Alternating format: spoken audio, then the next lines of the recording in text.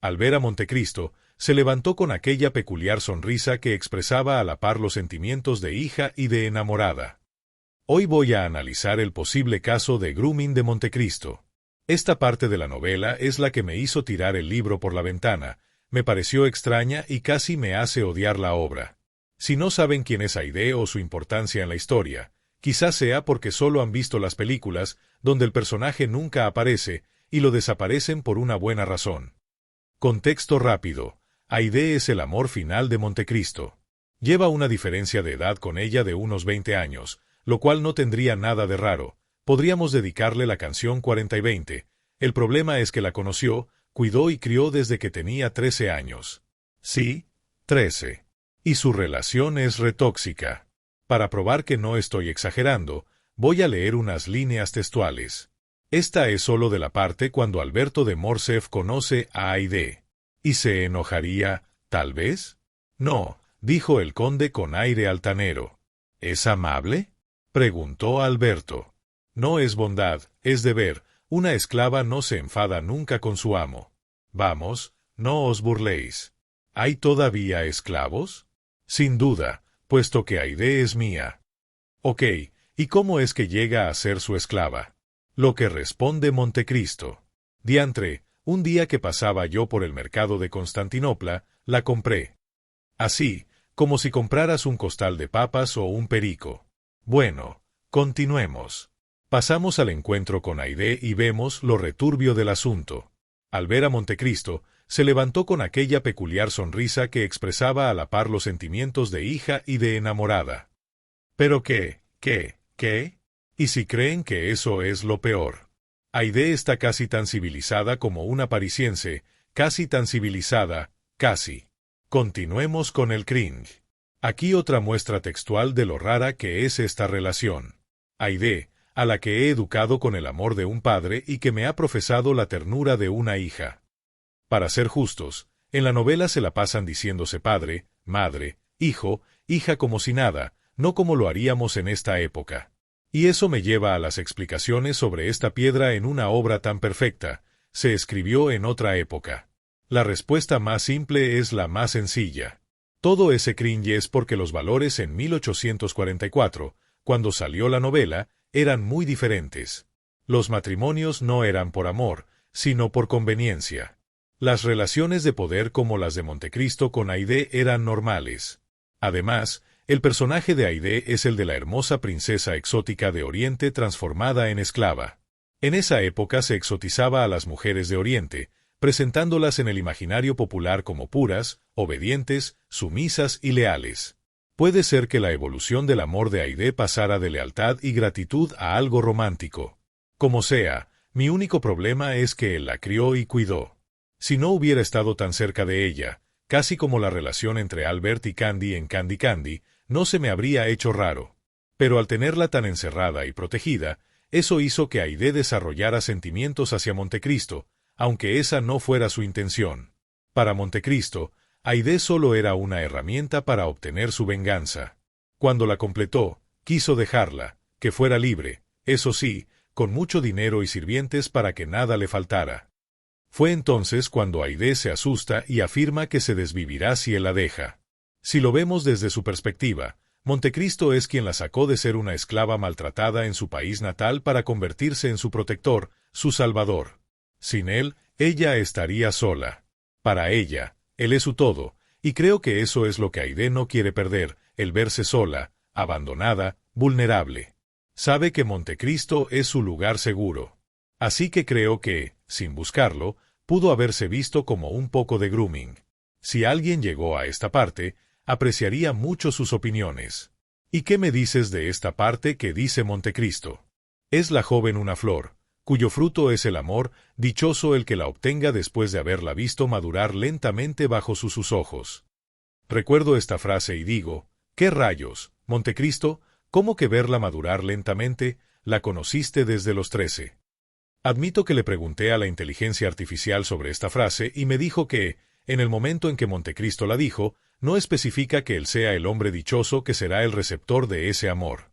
Pero, como al final si se van juntos, entonces resulta que sí era él. Para ser justos, Montecristo rechazó el amor de Haydée durante toda la novela, ni se lo tomaba en serio, y solo le dio el sí hasta el final, después de aclarar todos los malentendidos y asuntos pendientes con Mercedes, su primer amor. Pensamientos finales que le pregunté a Grog. Desde el punto de vista del siglo XIX, esto podría leerse como una metáfora romántica y poética. Haydée, rescatada en la infancia, florece bajo la protección del conde hasta convertirse en una mujer capaz de amar. La idea de madurar lentamente, bajo su mirada encaja con los ideales de la época sobre la tutela masculina y la devoción femenina como algo noble o predestinado. Es un lenguaje típico del romanticismo, que a menudo usaba imágenes de la naturaleza para idealizar las relaciones. Pero desde nuestra perspectiva actual, esa frase tiene un tono inquietante, casi predatorio.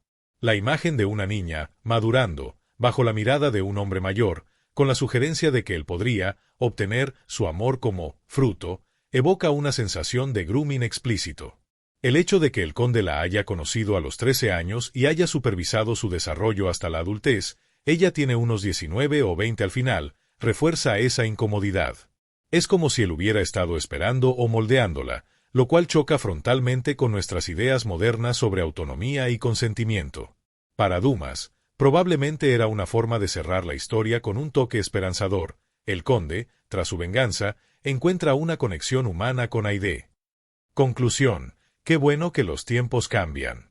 Ahora que terminé todos los personajes secundarios que más me llamaron la atención, es momento de pasar a la estrella del espectáculo.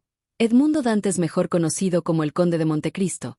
Como ya se ha hablado mucho del, voy a pasar directamente a lo que más me llamó la atención, y eso es que se cree el enviado de Dios, una especie de misionero de la justicia divina para equilibrar la maldad en el mundo. Pero mejor vamos a leerlo directamente del libro para ir entrando en contexto. Con la mirada fija en la organización social de las naciones, no ves más que los resortes de la máquina, y no al sublime obrero que la hace andar. Se escapan a tu vista los hombres que Dios ha creado superiores a los monarcas, encargándoles que cumplan una misión, en vez de desempeñar un empleo. Tobías tomaba al ángel que le debía devolver la vista como un hombre cualquiera, y las naciones tenían a Atila, que debía aniquilarlas. Por un conquistador como todos, fue necesario que ambos revelasen sus misiones celestiales para que se les reconociera, que uno dijese: soy el ángel del Señor y soy el azote de Dios. Dijo Montecristo. Entonces, dijo Villefort creyendo hablar a un loco, ¿te consideras como uno de esos seres extraordinarios que acabas de citar? ¿Por qué no? Contestó Montecristo. Parte 2. Como ese hay más ejemplos donde él se autodenomina la espada de Dios. Para mí que está chiflado. Uno puede ser que el que haya encontrado el tesoro en la isla de Montecristo, él creyera que era un regalo de Dios para poder llevar a cabo su venganza, como si fuera la providencia. Y si de por sí salió medio trastornado, ahora se creía la espada de Dios para vengar las injusticias del mundo. 2. Puede ser que sea una forma de darle sentido a la vida, de que Dios existe y no fue abandonado, de que no sufrió sin razón, de no caer en la locura. Más, al verse como una herramienta de Dios, justifica sus acciones como moralmente correctas. Esto también refleja una lucha interna entre la justicia y la venganza. Se engaña a sí mismo pensando que lo que hace es justo hasta que llega a su punto de inflexión, hasta que llega a un punto donde tiene que decidir si convertirse en un monstruo, en algo completamente distinto a Edmundo Dantes, o decide, llegado muy lejos, este no soy yo, es hora de cambiar de rumbo. La muerte del hijo de Villefort. El niño es cuando se cuestiona a sí mismo y entonces empieza un proceso de transformación. Para mí Montecristo es un narcisista con delirio de grandeza. Escuchar a alguien decir las cosas que dice sobre sí mismo de ser ayudante de Dios son demasiado egocéntricas.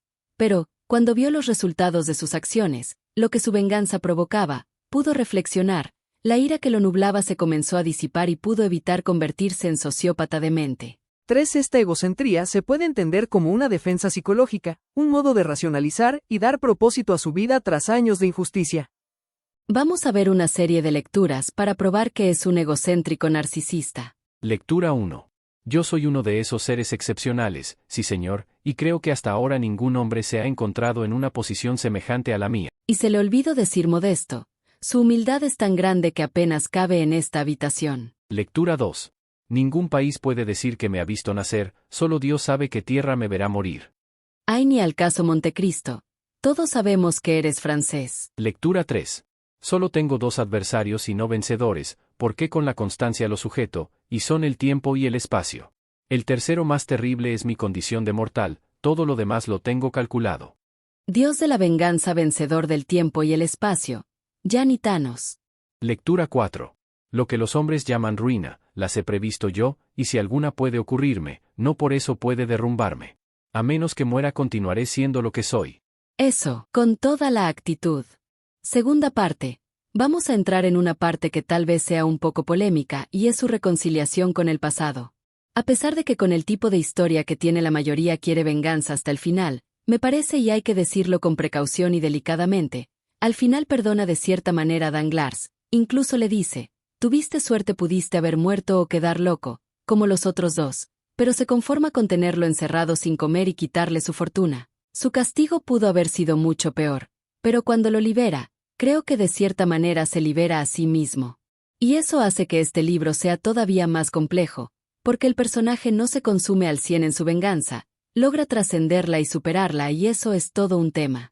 Creo que el cambio en el personaje de Montecristo comienza cuando decide no matar a Albert, es cuando se da cuenta de que todavía tiene corazón de pollo, pero realmente se empieza a cuestionar sus acciones tras la muerte del hijo pequeño de Villefort. Perturbado por las dudas, decide regresar al lugar donde pasó casi una década encarcelado, y es ahí donde comienza a reconciliarse con su pasado, para hacer una de las cosas más difíciles que cualquier ser humano pueda hacer, caminar hacia el futuro. Como lo dice esa filosófica y sabia película de La familia del futuro, comienza a poder olvidar el pasado, después de verguear a sus enemigos y seguir con su vida, claro.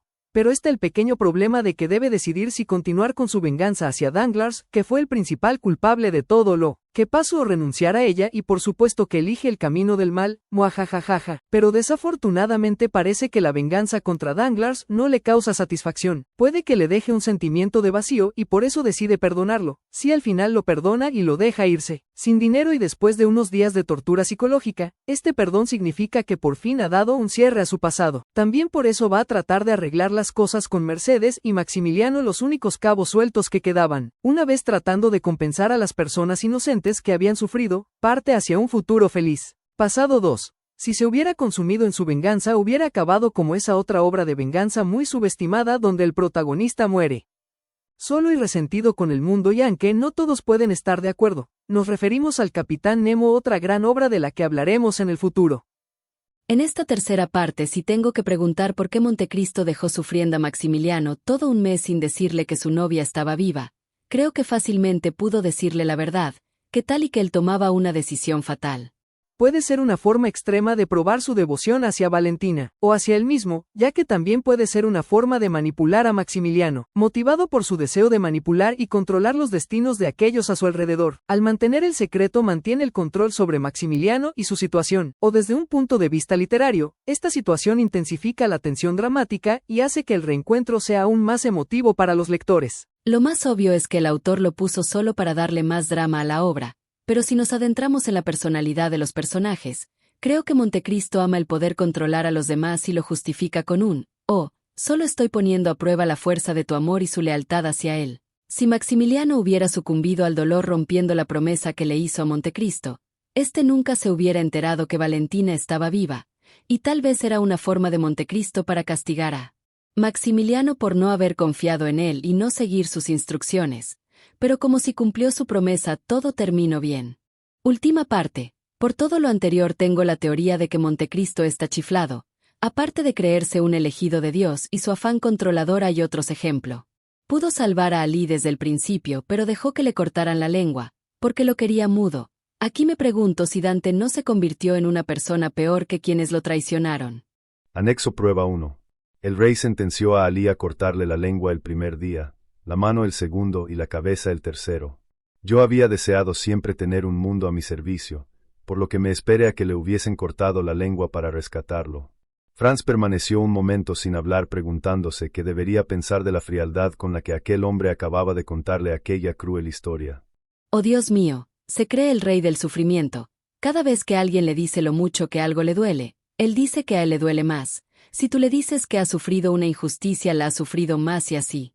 No sé por qué, pero siento que conozco muchas personas así. Oh conde, ten piedad de mí. Soy tan desgraciado, dijo Morrel. Conocía a un hombre más desgraciado que tú, dijo Montecristo. Imposible, contestó Morrel. Escucha, imagina a un hombre al que de repente le robaron la libertad, la novia, el trabajo, estuvo en un calabozo por 14 años, después descubrió que su padre había muerto. El mío también, dijo Morrel. Era más desventurado que tú porque no sé dónde está la tumba de mi padre, dijo Montecristo. Pero aún tenía amor, dijo Morrel. Su novia le fue infiel con uno de sus perseguidores, dijo Montecristo. Bueno, basta con tanto sufrimiento. Mejor vamos a ver el resumen de su vida contando por el mismo Montecristo. Lo digo con orgullo, Dios tenía necesidad de mí, y he vivido. Examina el pasado y el presente y ve que soy el instrumento del Señor. Las más terribles de las desventuras, los más crueles sufrimientos, el abandono de todos los que me amaban, la persecución de los que no me conocer, he aquí la primer parte de mi vida. Luego, el cautiverio, la soledad, la miseria. Después el aire, la libertad, la fortuna, tan fastuosa y desmesurada, me sentía lanzado como la nube de fuego, pasando desde el cielo hasta abrazar las ciudades malditas. Preparé víveres, cargué las armas, reuní los medios de ataque y defensa, habituando mi cuerpo a los ejercicios más violentos, mi alma a las cosas más rudas, ejercitando mi brazo en dar muerte, mis ojos en ver sufrir, mis labios a la sonrisa ante los aspectos más terribles. De bueno, confiado y olvidadizo que era, me hice vengativo, disimulado, perverso, impasible como la sorda y ciega fatalidad, el horror para los que he hallado en mi camino. No, pues qué miedo la verdad, y para más miedo mejor vemos cómo veía el mismo Montecristo la venganza, cómo se debía ejecutar, por si alguien se preguntaba por qué no mató a sus enemigos al inicio, que no le costaba nada. Si te crees vengado porque al hombre que he hecho nacer el delirio en tu mente y la desesperación en tu alma, por haberle dado una estocada en el pecho o de un balazo le has volado la tapa de los sesos, no, así no, si alguna vez tuviera que vengarme no me vengaría así, desde luego, entendámonos, me batiría a duelo por una tontería, un insulto, una palabra, una bofetada, pero no por un dolor lento, profundo, infinito, eterno, devolvería un dolor semejante al que me han infligido, ojo por ojo y diente por diente. Estar prevenido de cualquier enemigo. El pobre quedó tan traumado por verse vulnerable que ahora no puede ir a ningún lugar sin antes estudiar a las personas que ahí habitan y saber quién puede lastimarlo para estar un paso delante de él. Se volvió paranoico y controlador. Cuando quiero ir a un país, empiezo a estudiar, por medios que me son propios, a todos los hombres de quienes tengo algo que esperar o temer, y llego a conocerles tanto o mejor tal vez que ellos se conocen a sí mismos. Sí sé que esto es un poco aburrido, porque literalmente estamos leyendo el libro, pero no me importa, me vale, tengo que comentarlo, decirlo, hablarlo y preguntar usted qué piensa al respecto. Porque recordemos, un libro como El Conde de Montecristo, es un libro de las 1000 interpretaciones y yo quiero saber las suyas. Ahora vamos a revisar algunas preguntas que tenemos del personaje de Mercedes. A pesar de que en todas las películas derivadas de Montecristo nos quieren poner a la pareja junta, en la versión original esto no sucede, por lo que nos preguntamos, ¿por qué Montecristo dejó de amar a Mercedes? Saber por qué las personas siempre tienden a buscar finales felices y unir a los trágicos amantes sería una buena pregunta, pero no es nuestro tema. Pasando a lo nuestro, podríamos verlo de dos maneras. Montecristo amaba el ideal de pureza y virtud que veía en Mercedes, pero que se rompió cuando se dio cuenta que no lo esperó, se sintió defraudado. Pero eso significaría que no la amaba, ya que no le preocupaba su sufrimiento ni sus miedos. Si no la amaba, entonces, ¿por qué iba a dejar que Alberto lo matara en el duelo? ¿Iba a ser el último acto de compasión por la mujer que amaba o por un recuerdo del pasado? Idealizar a las personas no es una buena idea. Al final de la novela vuelve a encontrar ese ideal en Aide, la que estaba dispuesta a desuscribirse de la vida si no estaba con él. La verdad, no me interesa hablar de esa relación súper mega hipertóxica. Mejor pasemos al segundo punto. Podemos ver su relación como una metáfora. Mercedes representa el pasado, viejo y doloroso, y Aide representa el futuro. Así que decide terminar el pasado para vivir plenamente su futuro. Segunda pregunta. ¿Culpa a Mercedes por la muerte de su padre? No lo creo, pero tampoco le agradeció que lo cuidara hasta el final. Tal vez considero que ese era trabajo de mujeres o algo así. Una parte importante de su odio es que su padre murió de hambre, solo y pobre, pero esto también es complicado, a mi parecer.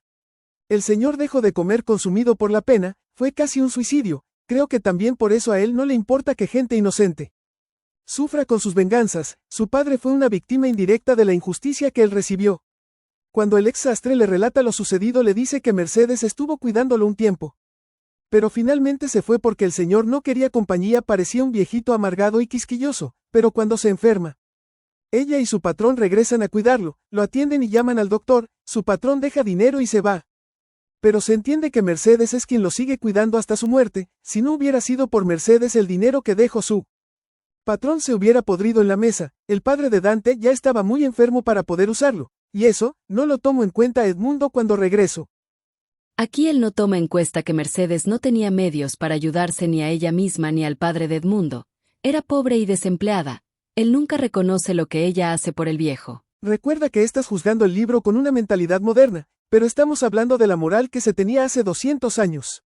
Los valores eran muy diferentes. Por ejemplo, a su patrón lo tiene en muy buena estima. Él puso una cruz en la tumba del padre de Montecristo. Una muy pequeña que se perdió con el tiempo, y así Edmundo no pudo identificar cuál era la tumba correcta, si nos ponemos estrictos. El patrón pudo haber puesto un poco más de empeño en esa cruz y cuidarla, pero no lo hizo. Aún así él le agradece mucho, y a Mercedes hay una parte en la que él textualmente le dice: «Tú estás viva y mi padre muerto».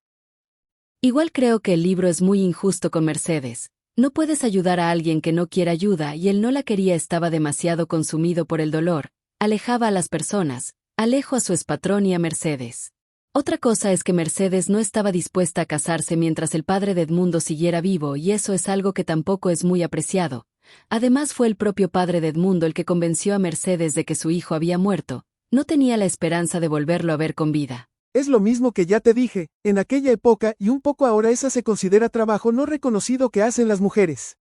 Igual creo que la defiendes porque te sientes identificada por ella como mujer.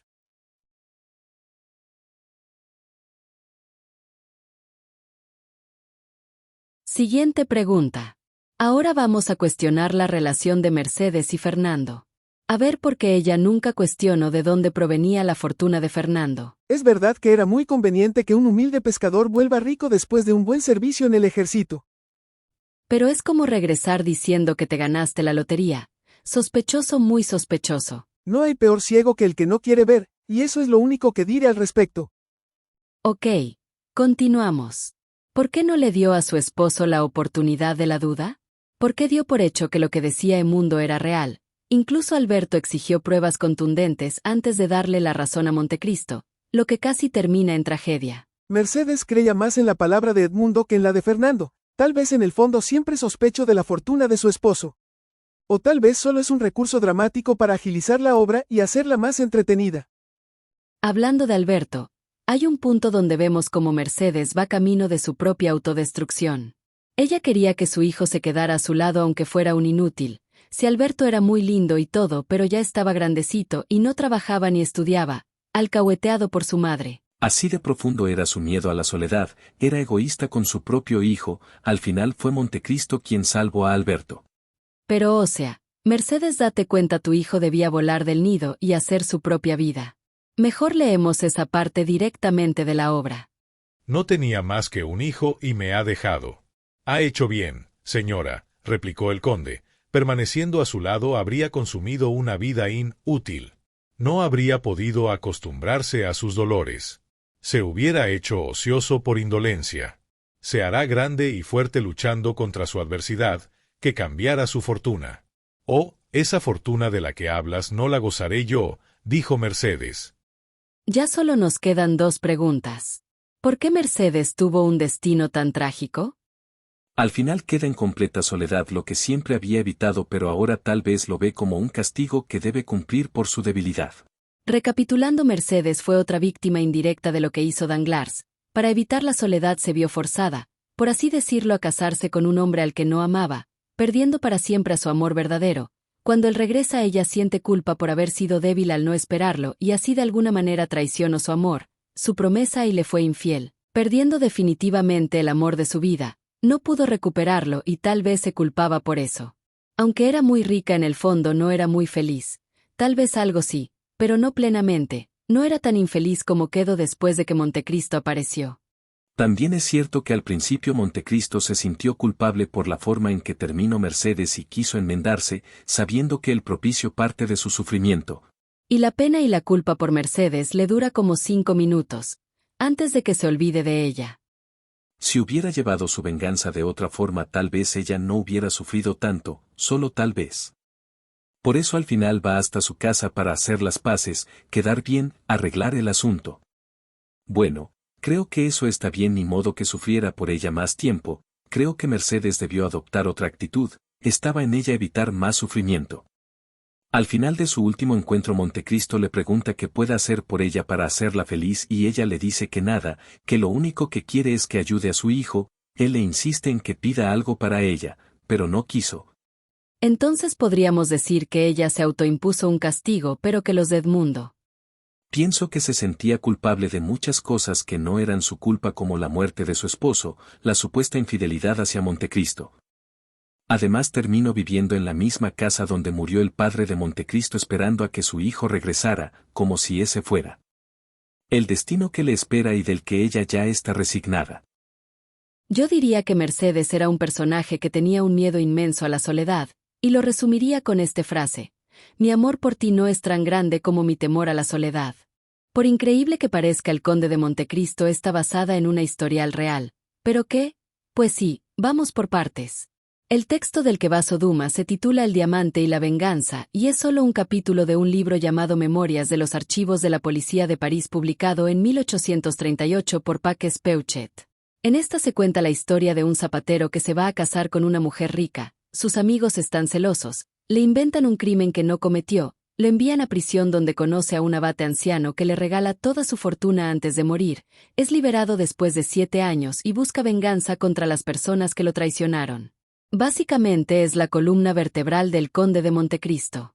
Lo primero que me pregunté es si Peuchet, el autor original, era confiable como fuente de información, y resultó que sí.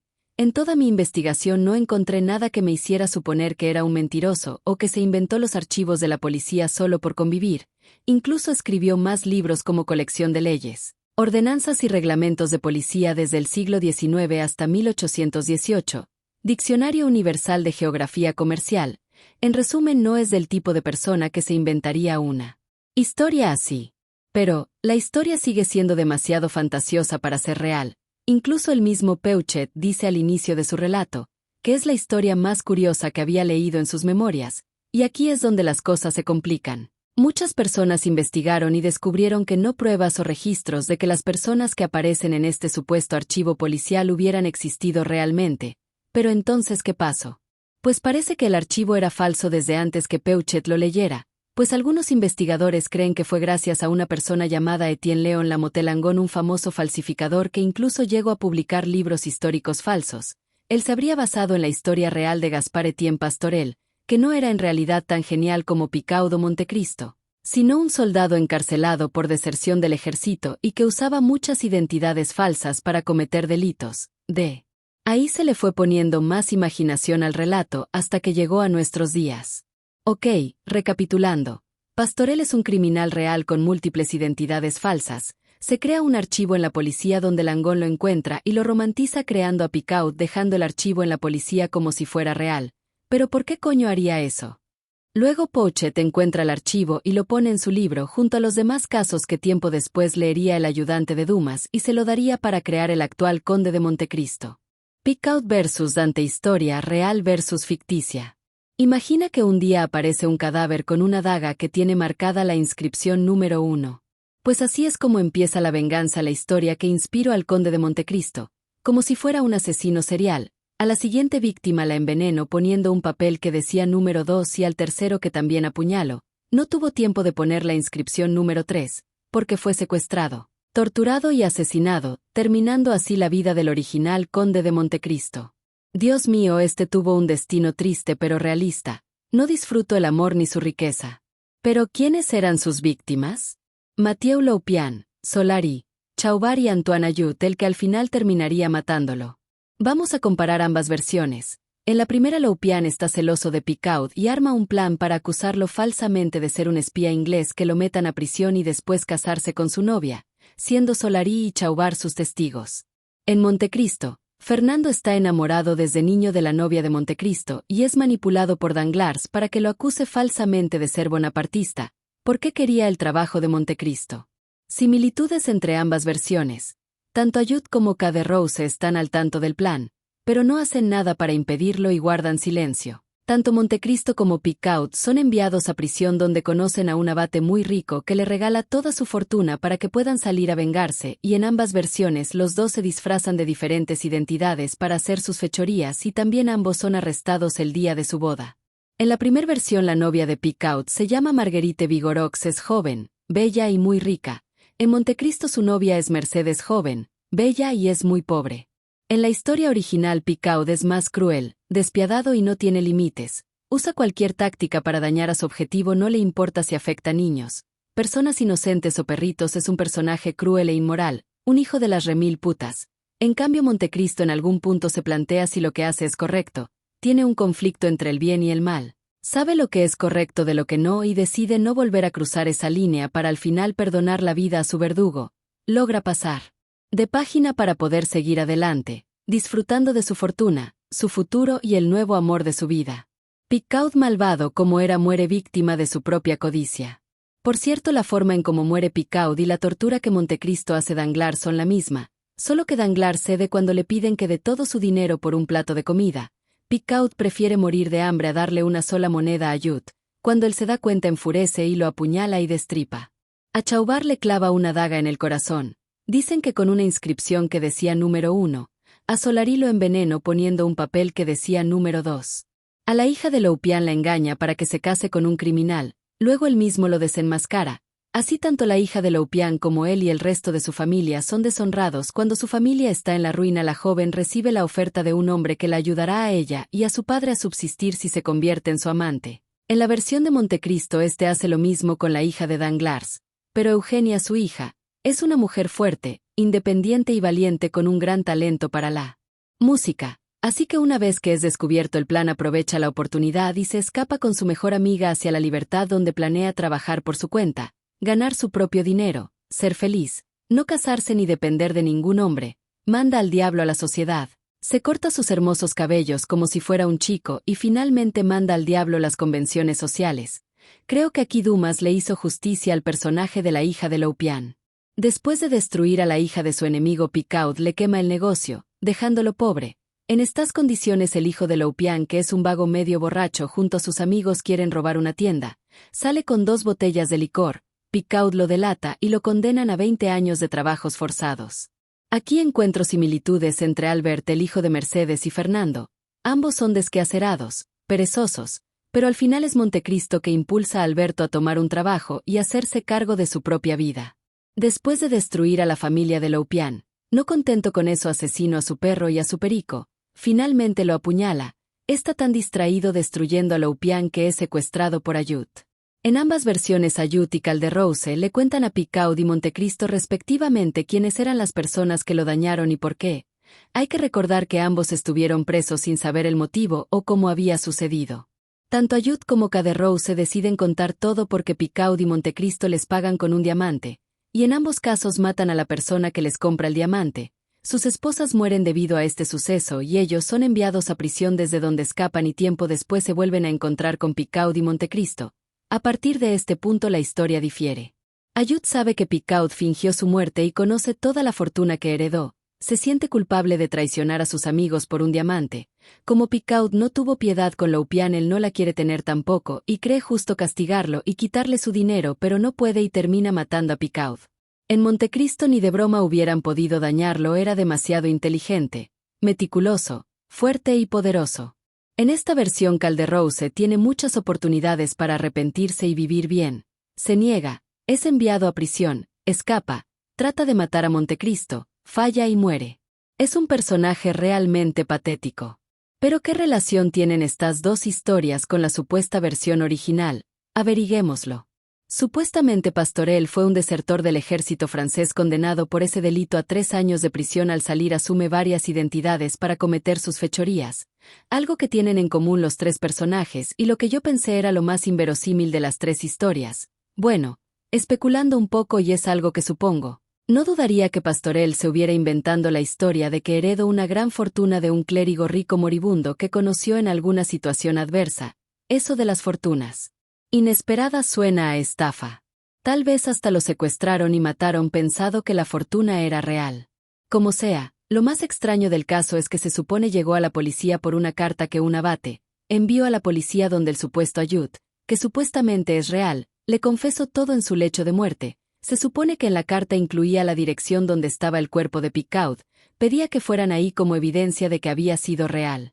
¡Guau, guau, guau! Pero vaya que Dumas realmente tuvo talento para pulir esa historia y si creen que todo es tan simple pues no, porque Dumas no solo se basó en esta historia para escribir El Conde de Montecristo, sino en la historia real de su propio padre, que era impresionante, una historia que da hasta para hacerle su propia película. Nota. Me acabo de enterar de que si quieren hacer una película del padre de Dumas y empezaría rodaje en 2025. Ojalá que sí se realice ese proyecto. Pero, resumiendo, el padre de Dumas era el hijo de un rico hacendado y una esclava haitiana. O sea, era negro y muy orgulloso de serlo, pues sería el primer general negro del ejército francés. Combatió al mismo lado que Napoleón y éste le tendría envidia. El padre de Dumas estaría 2 años en prisión siendo inocente y las memorias de ese hecho son la base lo que le sucedió a Montecristo en prisión, aunque tendría más influencia en la otra gran novela de Dumas, Los Tres Mosqueteros, pues era un gran espadachín y militar. El padre de Dumas, al igual que Alberto, el hijo de Mercedes, se quitaría el apellido de su padre y se pondría el de su madre. Y termino esta serie de videos sobre Montecristo con una anécdota que encontré en internet sobre el autor. Como ya saben, él era negro y seguido recibía insultos, burlas y comentarios racistas. Aquí les pongo una de las contestaciones que él daría a estos improperios. Ciertamente mi padre era mulato, mi abuela negra y mi bisabuela era mono. Ya ve, señor. Ahora toca platicar sobre mi personaje favorito, con opiniones totalmente subjetivas. Y ese es nuestro querido Franz de Aponay, que es el personaje más subestimado de toda la serie. Desde el primer momento que conoció al conde de Montecristo sabía que había algo turbio en él. Es su gran inteligencia lo que más me llamó la atención de este personaje y me hizo pensar que bien podría haber sido un perfilador de Criminal Minds. Anexo pruebas. 1. De solo verlo sabe que ha sufrido mucho. ¿Habéis sufrido mucho, caballero? Le dijo Franz. Montecristo se estremeció. ¿Por qué lo sospechas? Le preguntó. Por todo, contestó Franz. Tu voz, mirada, tu palidez y hasta por la clase de vida que llevas. 2. Sabe que hay algo turbio en su forma de vida. Aquí he de decir que ni Montecristo se cree eso de que es muy feliz por ser tan poderoso y libre. Yo llevo la vida más feliz que haya gozado un hombre. Contestó Montecristo, bla bla bla, soy el rey del mundo, bla bla bla. Si hubieras probado mi vida no volverías al mundo a menos que tuvieras que realizar un proyecto gigantesco. Como una venganza, dijo Franz. 3. Luego adivina que su motivación es la venganza. Montecristo clavó en el joven una de esas miradas que penetran hasta en lo más profundo del pensamiento y el corazón. ¿Y por qué una venganza precisamente? ¿Por qué pareces un hombre de esos que, perseguidos por la sociedad, tienen que arreglar cuentas con ella? Repuso Franz. ¿Y qué fue lo que le contestó Montecristo? Yo, venganza, no como crees. Si soy un pan de Dios, bueno, buenísimo. 4. Olía el peligro en la visita del conde a París para ver a Alberto. Aunque al final todo terminó relativamente bien para Betito, en el futuro claro. ¿Qué te ocurre? Preguntó Alberto. Pareces disgustado. Sí, dijo Franz, el conde es un hombre singular y me causa inquietud esa cita en Paris. Ja ja ja, estás loco, exclamó Alberto. 5. Era el único que se cuestionaba la historia del conde. Listillo desde chiquillo. A propósito, ¿de qué país es el conde? ¿Cuáles son sus medios de subsistencia? ¿De dónde salió su fortuna? ¿Cuál es la primera parte de su misteriosa vida? ¿Quién ha esparcido en la segunda esa tinta sombría y misantrópica? 6. Y última.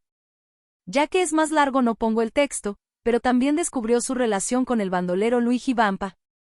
Y no admito teorías que digan que el ser descubierto era todo parte de su plan. Y eso es todo. Adiós mi personaje secundario favorito. Mi familia empieza donde termina la suya. Ahora vamos a hablar de un personaje que devoró. Aunque sale muy poco en la obra, es un personaje bastante interesante. Es una joven y muy hermosa cantante que no duda en renunciar a su riqueza para poder vivir libre. Se escapa con su mejor amiga, disfrazándose de hombre, una chica con un carácter fuerte y decidido. Uno de los aspectos que más llaman la atención de ella es que para mucha gente es un personaje queer y que el autor lo escribe entre líneas, pero por la moral de la época tuvo que matizar su personaje. Y como dice el dicho, lo que se ve no se pregunta. Hasta aquí dejamos el video. Uy, Albertito tiene una personalidad muy alegre, sangre ligera, despreocupado y un desquacerado. De esa clase de personas que caen bien con solo verlos. Algo que se me hizo curioso es que pasa más tiempo con el conde que con su padre, lo que no impidió que casi al final de la novela se quisieran desvivir ellos dos para defender el honor de Fernando, honor que nunca tuvo en primer lugar, ya que lo perdió por andar de pagafantas con Mercedes. Y para colmo es tan mal padre que no le importó que su hijo podría haber muerto por defenderlo, e incluso lo tilda de cobarde y el mismo Montecristo lo defiende. Ay Dios mío, los cucarachos nunca entienden. Albertito, es Mercedes su madre la que tuvo que ir a rogarle a su ex que no desviva a su hijo a lo que éste accede, pero que tu mami tenga que ir a rescatarte significa que Beto es todavía un niño pegado a las faldas de su mami. Creo que la evolución de su personaje empieza cuando descubre la verdad y decide rendirse en su duelo con el conde, pedirle perdón, renuncia a su orgullo y por fin, decide ponerse a trabajar y no vivir del dinero de alguien más. Al final decide cambiarse el apellido por el de su madre y unirse al ejército, que como dato curioso, fue algo que el padre del autor hizo en la vida real. Pero eso es otra historia. Le proporciona un medicamento a la esposa de Vilafet que, en sobredosis, resulta venenoso. Con ella acaba matando a toda su familia, incluido su hijo pequeño, y finalmente a sí misma. Es entonces cuando él reflexiona, tal vez he llevado mi venganza demasiado lejos. Edmundo Dantes explica cómo, aunque él entregó una carta que contenía un complot contra el rey, no tenía ninguna implicación en el asunto, pese a que fue el propio Napoleón quien se la dio en persona. Es decir, sí la entregó, pero no estaba involucrado. La cara de Mercedes después de ver a Edmundo Dantes, saber que no lo esperó y descubrir que se casó con el hombre que lo envió a prisión. Danglars fue la mente maestra detrás de lo que le sucedió a Montecristo y el objetivo final de su venganza. Cuando lo tienen encerrado y torturándolo. Contexto: el padre de Dantes, sumido en la depresión, se dejó morir de hambre y así se lo expresó a Mercedes, diciéndole que iría a reunirse con su hijo en el más allá. Casi al terminar el libro, cuando ya ha concluido todas sus venganzas, Montecristo decide perdonar a Valentina porque es el único amor de su amigo Maximiliano. Por ello, le cuenta en una carta todo lo que le sucedió a su familia como resultado de su venganza, mientras él se marcha en su crucero de superlujo junto a su novia para vivir su final feliz. El siguiente meme muestra la cara de Valentina al leer la carta, con una expresión de desconcierto, como diciendo, ¿qué pasa? Solo me fui un mes. Tras la muerte del hijo de una de sus víctimas, él se cuestiona si debe detener su venganza o continuar adelante. Por ello, acude a la prisión en busca de una señal divina.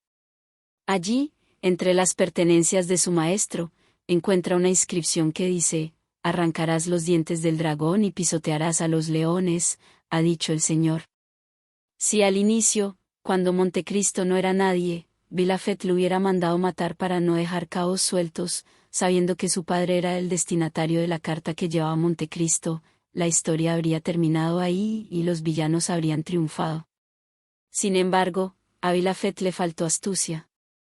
Contexto: Montecristo cree que existen esferas invisibles que se materializan en el mundo, como el aire, o como él mismo, que se considera la espada de Dios enviada para impartir justicia en este mundo.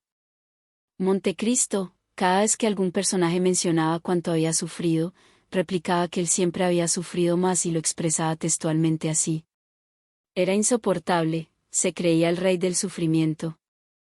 La relación entre Aide y Montecristo es lo más extraño de toda la novela, necesitaría todo un video para explicarlo. Para dar contexto, ella es el verdadero amor de Montecristo, pero la conoció cuando era una niña, la crió y se refiere a ella muchas veces como su hija, afirmando que la ve como si lo fuera. Incluso hay un poema entre comillas que él recita y que dice así: «Es la joven una flor, cuyo fruto es el amor, dichoso el que la obtenga después de haberla visto madurar lentamente». O sea, ¿qué pasa? Ella tenía 13 años cuando la conoció, así que pensé, esto es grooming.